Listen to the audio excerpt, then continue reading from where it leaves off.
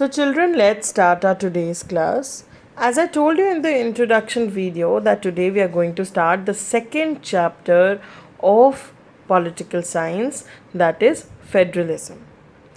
If you remember in the previous chapter, in the chapter number 1, we discussed about the vertical division of power, that is, when power is shared among different levels of the government, and it is one of the major forms of power sharing.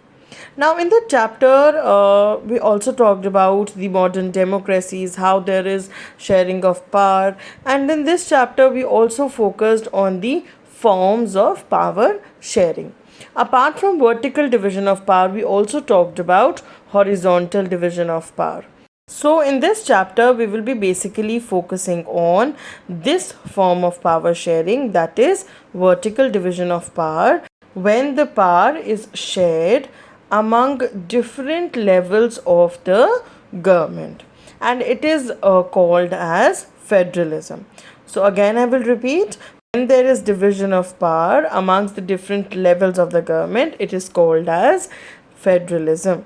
So, we will also be starting this chapter with the explanation and description in detail of the term federalism, and actually what does it actually mean in general term. We'll be talking about that today in this video, and in the rest of the chapter we will try to understand about the theory and the practice of federalism in India.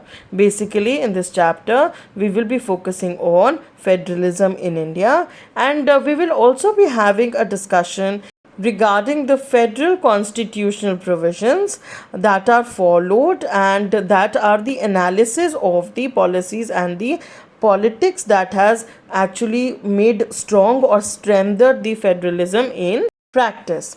And at the last of this chapter, when we'll be finishing this chapter, we will be talking about the local government, that is a new and the third tier of the Indian federalism.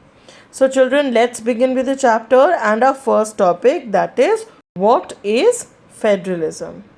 Now, let us get back and think about the situation of Belgium and Sri Lanka, which we discussed in the last chapter. So, if you remember by the example of Belgium and Sri Lanka, if you recall that one of the key changes that was being made in the constitution of Belgium was that they reduced the power of the central government, and they gave these power to the regional governments. One of the very important change was that there was the reduction of the power of the central government, and it was then given to the regional government.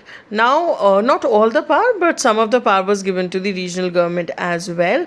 And if you talk about the regional governments, they existed in Belgium even earlier also, but they didn't have that much power during that time. Now, all these powers were given to these governments, and they could be withdrawn by the central government. The central government had authority of that, and this change that took place around 1993 was that the regional governments were given constitutional powers that were no longer dependent on central governments now. Okay, so a very important change that occurred in 1993 was that the regional governments were given constitutional powers. So now they were no longer dependent on the central government. Now, Belgium then shifted from a unitary form of government to a federal form of government after this very important change. Now, moving forward and talking about Sri Lanka, Sri Lanka continues to be, for all practical purposes, a unitary system. Why it is called as a unitary system or unitary form of government? Because there the national government only has all the powers. That is why it is called as a unitary form of government. Now, the Tamil leaders, if we talk about, want Sri Lanka to become a federal system. जो Tamil leaders हैं वहाँ पर वो श्रीलंका को federal system में convert करना चाहते हैं. They want to convert it to a federal form of government, and federalism is a system of government in which the power is divided between a central authority, that is the central government, and various constituent units of the country, that is they may be regional governments. Now federalism means there is a division of power between the central government and the regional or the state governments, and that is also called as a federal system of government or a federal form of government. Now the Tamil leaders in case of Sri Lanka wanted it to become a federal system, but earlier it was a unitary system as all the powers were in the hands of the national government. Usually if we talk about a federation has two levels of government. Federation में दो levels of government होते हैं. The first level one is that the government for the entire country is there, and it is all the responsibility of that government to be responsible for a few subjects of common national interest. So at the one level of the government, it is the responsibility of the central government or the national government to seek responsibility for a few subjects that are of national interest, that are for all. Now the others are the governments at the level of provinces, or you can say the regional government, or you can say the state governments.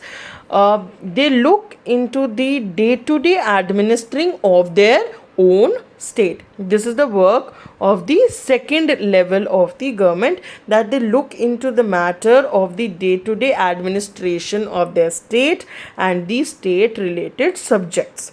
Now both these levels that we were talking about, that federation has two levels of government, these both levels of government enjoy their power independent of the other. So they both enjoy their powers being independent. No one government is dependent on the other, and the things or the subjects what they are seeing, these government are seeing, or these government are monitoring, they have all the power to take the decisions related to it, and no other level of government can interfere in that. So they are independent, they can take the decisions independently in the favor of the people and for the betterment of the country. Now today in the video we talked about what is federalism. So federalism is a form of government or is a system of government in which the power is divided between a central authority and various constituent units of the country. Or we can say the power is divided between the national government or central government and the state government or regional government. After that, we talked about that federalism is a two-level government, where at one level there is the government for the entire country, that is the national government or the central government, and second level is for the governments at the level of the provinces or states, that may be called as state government or regional governments. They both enjoy powers that are independent of the other. They can take their decisions independently. Whatever subjects they are taking care of, they can take their decisions in the favor of the people and for the betterment of the society.